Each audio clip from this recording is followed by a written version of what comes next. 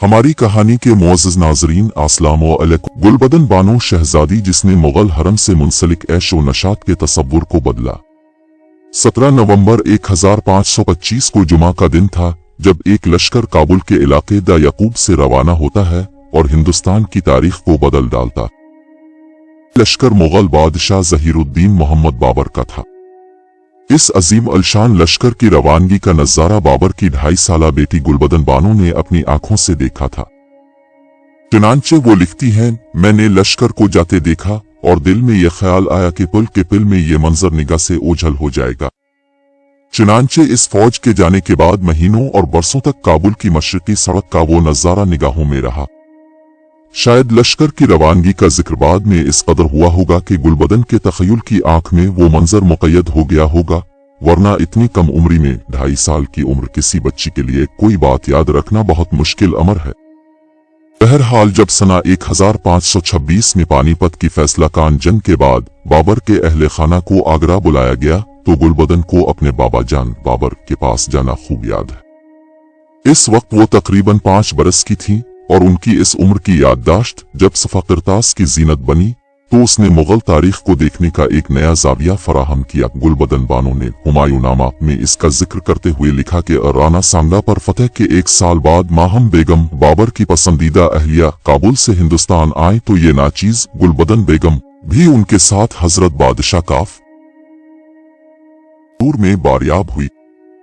जब माहम बेगम कोल पहुंची तो हजरत बादशाह ने 2 पालकियां आपके लिए भेजी। कोल से आगरे तक माहम बेगम की सवारी के साथ 9 सवार और 18 रामद घोड़े थे।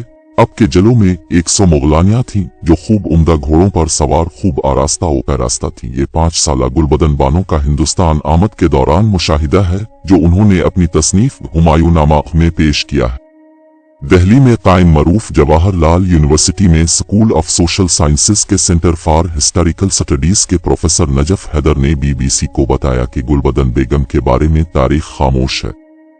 उनकी किताब अहवाल हुमायूं बादशाह जिसे उर्फ आम में हुमायूंनामा कहा जाता है वही उनका सबसे बड़ा तारुफ है।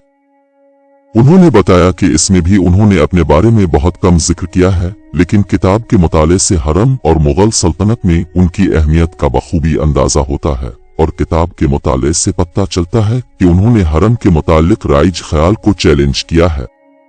हमारी कहानी के मुअज़्ज़ज़ नाज़रीन, दिल्ली की तारीखी जामिया मिलिया इस्लामिया यूनिवर्सिटी में तारीख व सकाफत के शोबे में असिस्टेंट प्रोफेसर रहमा जावेद राशिद ने BBC को बताया कि ये तो सबको मालूम है कि वो बाबर की बेटी थीं और उनकी परवरिश बाबर की पसंदीदा तरीन बेगम माहम बेगम ने की, लेकिन हकीकत में वो दिलदार बेगम के बतन से पैदा हुई थी। हुमायूंनामा में गुलबदन बेगम ने भी उसका जिक्र किया है कि जब उनकी उम्र 2 साल थी तो माहम बेगम की फरमाइश पर उन्हें उनके सुपुर्द कर दिया गया था। माहम बेगम ने अपने बेटे हुमायूं और दीगर बच्चों के अलावा अपनी सौतनों के बच्चों की भी परवरिश और तरबियत की थी। गुलबदन बेगम ने दरबार और शाही महल के अतवार व आदाब माहम बेगम की सरपरस्ती में ही सीखे। डॉक्टर रहमा हुमायूंनामा के हवाले से बताती हैं कि किस तरह जब वो आगरे पहुंची तो उनका इस्तकबाल हुआ और उन्हें एक बाग में आरास्ता कालीन पर बिठाया गया और दरबारी वज़रा इस 5 साला बच्ची के लिए नजराने लेकर आए। हुमायूंनामा में गुलबदन बेगम रकम तराज हैं। बादशाह बाबाम बाबर के वजीर अपनी बीवी सुल्तानम के साथ नौगिराम तक इस्तकबाल के लिए आए थे।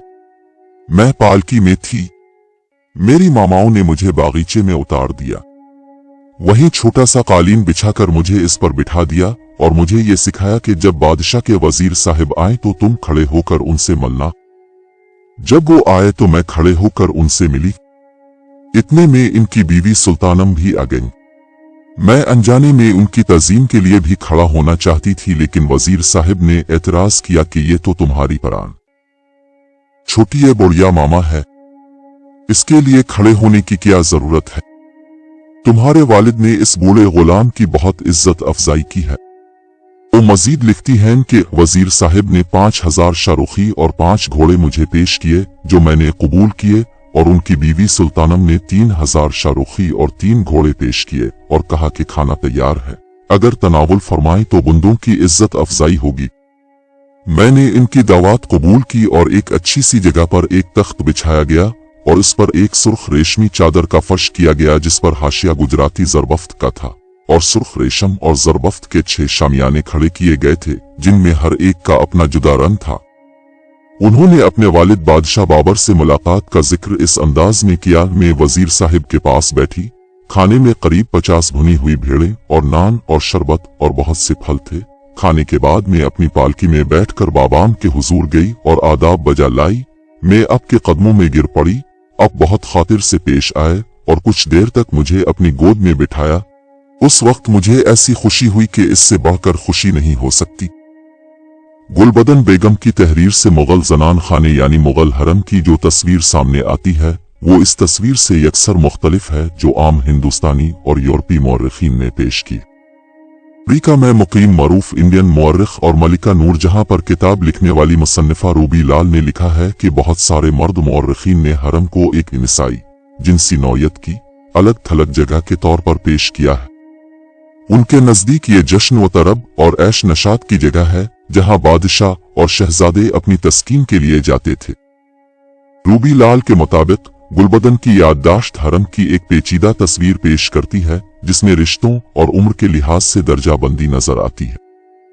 रूबी लाल ने गुलबदन बेगम के एक इक्तिबास का के एस लाल की तसनीफ मुगल हरम इशात 1988 के एक इक्तिबास से मवाजना करते हुए कहा है कि दोनों में जमीन आसमान का फर्क है। उन्होंने गुलबदन बेगम की याददाश्त के बारे में लिखा है कि ये 16 सदी के मुगल हिंदुस्तान की वाहिद तसनीफ मौजूद है जिसे किसी खातून ने लिखा।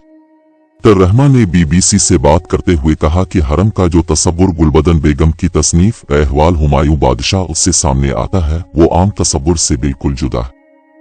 इसकी अहमियत इसलिए भी मुस्लिम है कि उसकी तसनीफ एक ऐसी खातून ने की है जो उसका हिस्सा रही है और उनकी अपनी मुस्तहकम पोजीशन भी रही है।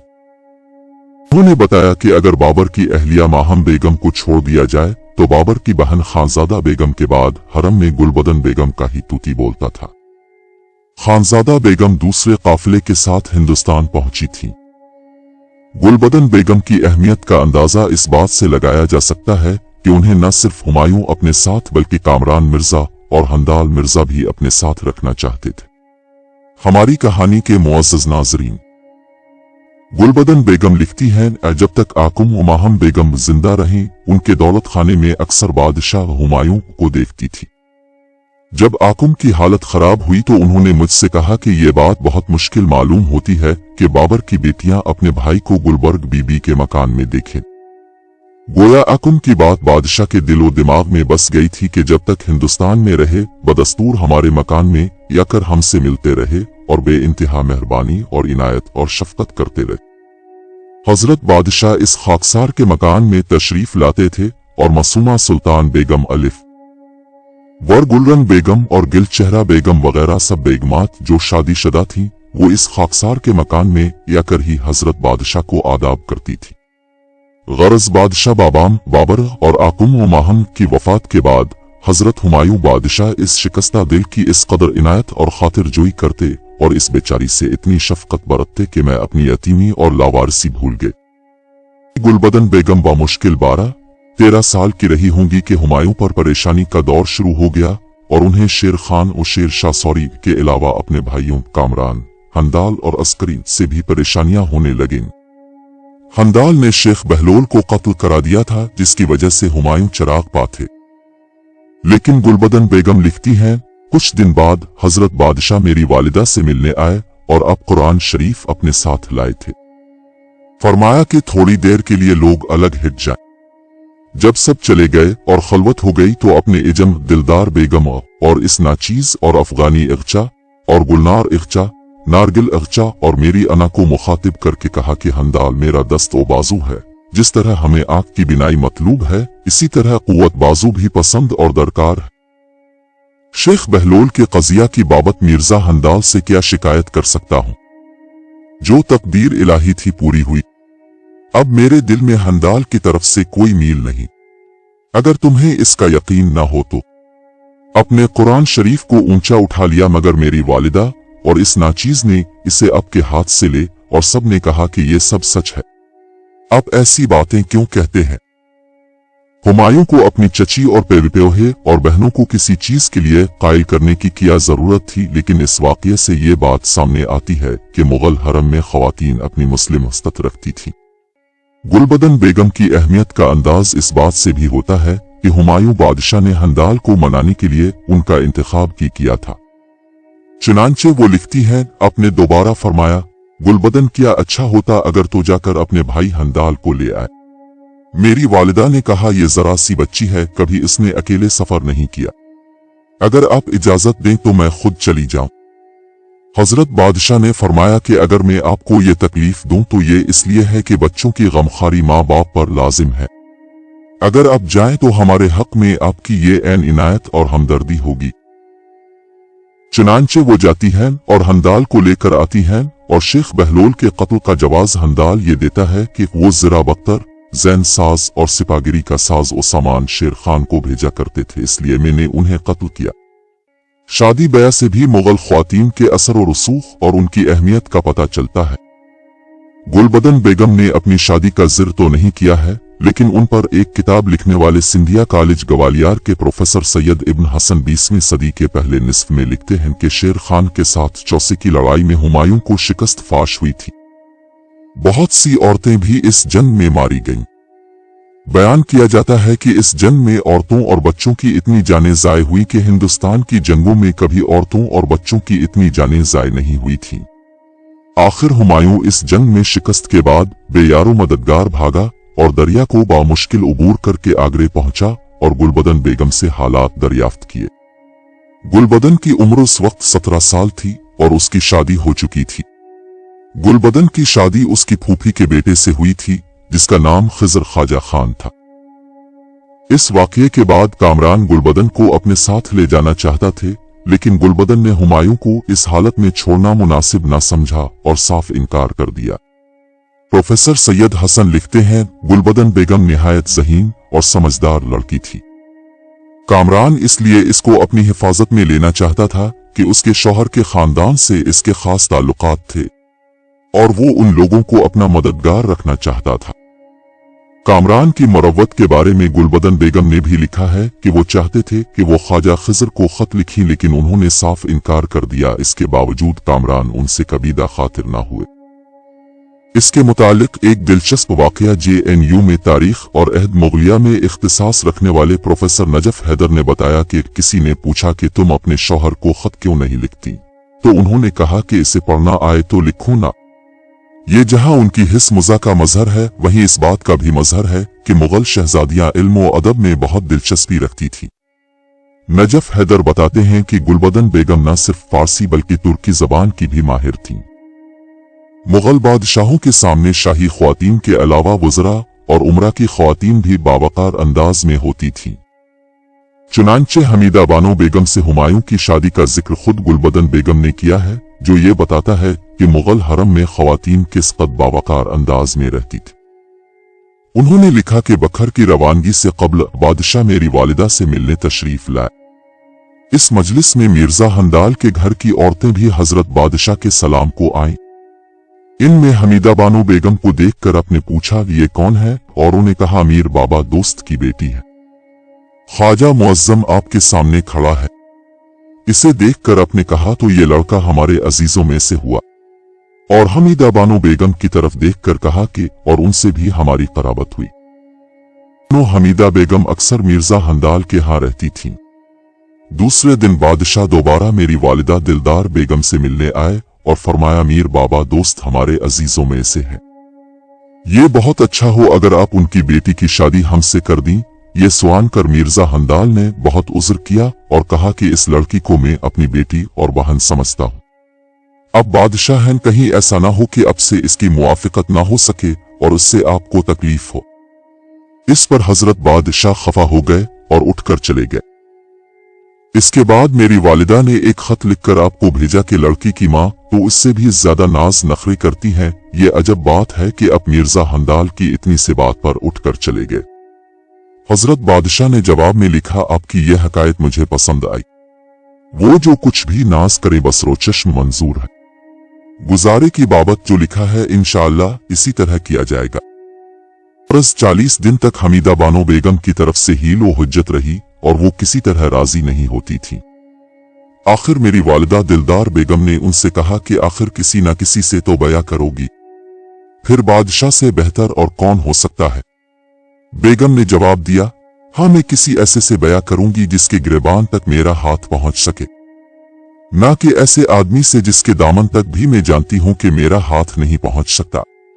मेरी वालिदा ने उन्हें बहुत सी नसीहतें की और आखिरकार उन्हें राजी कर लिया। ख्याल रहे कि इन्हीं के बतन से जलाल अल-दीन मोहम्मद अकबर की पैदाइश हुई, जिनका हिंदुस्तान के अहम तरीन फरमारवाओं में शुमार होता है। गुलबदन बेगम ने हुमायूं नामा बादशाह अकबर के कहने पर तहरीर किया और इस वक्त उनकी उम्र तकरीबन 60 साल थी। डॉक्टर रहमा राशिद बताती हैं कि गुलबदन बेगम की अहमियत का अंदाजा इस बात से भी होता है कि वो पहली ऐसी खातून है जो एक बड़े खवातीन के वफद के साथ हज के सफर पर रवाना हो। उनके साथ 7-8 दर्जन ख्वातीन का काफिला था और इसमें सिर्फ 3 मर्द शामिल थे। प्रोफेसर सैयद इब्न हसन लिखते हैं कि दरअसल ये हज खुद अकबर बादशाह करना चाहते थे। उन्होंने एहराम भी बांधे थे, लेकिन जब वो किसी वजह एहराम तोड़ दिया तो गुलबदन बेगम ने खुद को पेश किया, जिसे बादशाह अकबर ने कबूल किया और सारे अखराजात उठाए।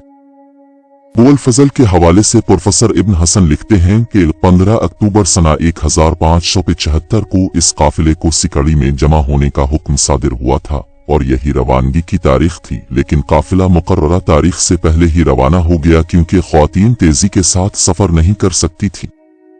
आमतौर पर काफिलों की रवानगी का दस्तूर था कि 10वें महीने शवाल में आज़मीन हज आगरे से रवाना हो जाते थे, लेकिन यह काफिला दस्तूर के खिलाफ 8वें महीने शाबान में ही आगरे से रवाना हो गया था। हमारी कहानी के मुअज़्ज़ज़ नाज़रीन, डॉक्टर रहमा बताती हैं कि इस वक्त समंदर पर पुर्तगालियों की इजारादारी थी। चुनांचे मौजूदा गुजरात के साहिली शहर सूरत पहुंचकर गुलबदन बेगम ने पुर्तगालियों के पास वफूद भेजकर बहरी सफर की हिफाजत का इंतजाम किया था और इस तरह ये बड़ा काफिला हज के लिए रवाना हुआ था।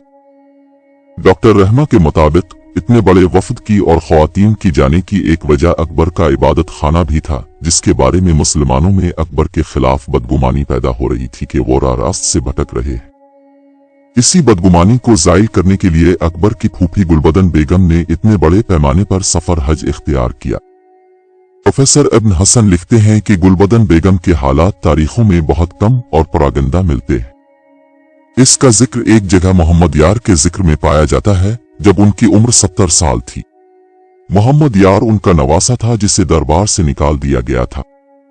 इसी तरह उनका जिक्र इस वक्त सामने आता है जब सलीमा के साथ वो शहजादा सलीम की खता मुआफ कराने के लिए अकबर के दरबार में जाती है, और एक बार जब वो हमीदा बानो बेगम के साथ शाही रकम का नजराना और ज़रो जवाहर कबूल करती हैं। गुलबदन बेगम का सना 1603 में 80 साल की उम्र में इंतकाल हुआ। वो चंद रोज बुखार में मुब्तला रहे। उनके पास हमीदा बानो बेगम मौजूद थीं। प्रोफेसर इब्न हसन लिखते हैं, गुलबदन की आंखें गफलत की हालत में जब बंद हो गईं तो हमीदा बानो बेगम ने मोहब्बत के लहजे में जीवा जीवा बाजी बाजी कहकर पुकारा, लेकिन कोई जवाब ना पाया। फिर इसने गुलबदन कहकर आवाज दी। ये सुनकर गुलबदन बेगम ने आंखें खोल दी और कहा, लो मैं जाती हूँ, तुम जिंदा रहो। उधर उसके ये अल्फाज खत्म हुए और उधर रू परवाज कर गई। बादशाह अकबर उनके जनाजे के साथ कब्रिस्तान गए और चूंकि गुलबदन बेगम का बेटा वहां मौजूद न था, इसलिए अकबर ने अपनी फूफी को कब्र में उतारा और इस तरह काबुल में आंखें खोलने वाली ने आगरे में आंखें मूंद ले। प्रोफेसर इब्न हसन उनके बारे में लिखते हैं, गुलबदन बेगम निहायत फयाज तबीयत और मुखैर थी और कसरत से सदका खैरात किया करती थी।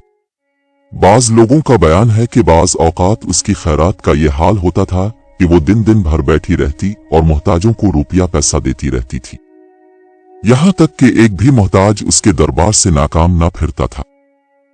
वो ज़हीन तो थी लेकिन साफ गो भी थी, जिसका इजहार उनकी किताब से होता है, जिसकी इब्तिदा में ही उन्होंने लिखा है कि उन्होंने ये किताब कुछ अपनी याद और कुछ दूसरों से सुन कर लिखी है। चुनांचे वो वाक़यात जहां वो खुद मौजूद नहीं थी, वो दूसरों की रुदात पर मबनी है। और जब 5 साल तक हुमायूं हिंदुस्तान से बाहर रहने पर मजबूर हुए तो वहां के वाक़यात उन्होंने हमीदा बानो बेगम के हवाले से बयान किए। उन्होंने हमीवन की लग़्ज़िशों पर भी पर्दा डालने की कोशिश नहीं की और न ही दूसरे भाइयों की कोताहियों पर। उनकी किताब से बादशाह बाबर के बच्चों का इल्म होता है, इतना दूसरी किताबों से नहीं होता। नाजरीन, अगर हमारी कहानी पसंद आई है तो प्लीज हमारे चैनल को सब्सक्राइब जरूर करें, ताकि ऐसी सच्ची कहानियों के साथ दोबारा आपके खिदमत में हाजिर रहूंगा। शुक्रिया।